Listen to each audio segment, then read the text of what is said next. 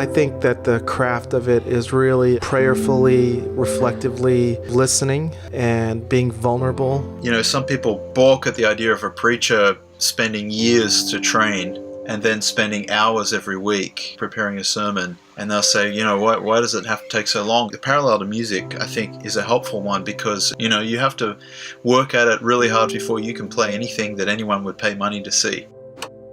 For real music, I'm not talking about pop music. Same with preaching. At least I'm talking about real preaching, you know, real preaching that requires a depth of knowledge and understanding and crafting.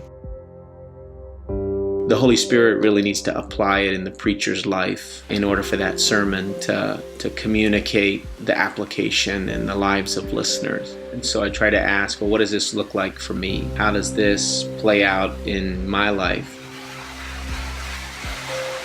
So really, I just want to have the text in my head all week, and it will be in my head all week. Furthermore, the preacher is imagining his own community and thinking about the people in that community, wondering what do they need to hear and how will they hear this?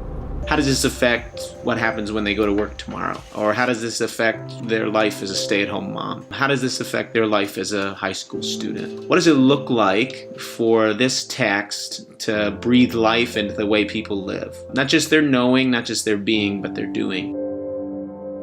So I think that the craft of preaching is you actually have to think higher, think bigger.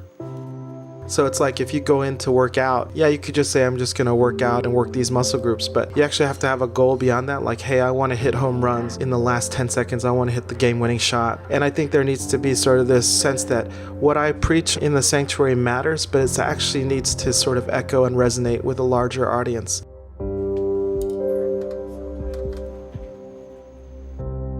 If the only person who can understand the sermon is you, the preacher, then you haven't really served your people very well. So at the end of the day, in the final analysis, the best way to contextualize is to pastor people, to love them well, to be at hospital bedsides, to be at weddings, at funerals, to be at small group Bible studies, to remember birthdays and anniversaries or significant dates. People tend to lean in when they know that their pastor loves them. To encourage, to inspire, to equip, to get together with others engaged in the same enterprise is a great encouragement. That's one of the things I like about EFCA 1. Here are like-minded people doing similar kinds of things in work that is very difficult, challenging, and often can feel very lonely. You know, you never want to go to a mechanic who doesn't fix cars. He just reads about cars and talks about cars. That's really important to me. You don't want to lose touch with the ongoing practices on the ground. The pastor, the preacher, any Bible teacher ought to be a continual student. You never arrive. You're always developing. It's an ongoing thing, which I think is exciting. The preacher doesn't have to become stale and boring or bored, but on an ongoing journey of deepening and refining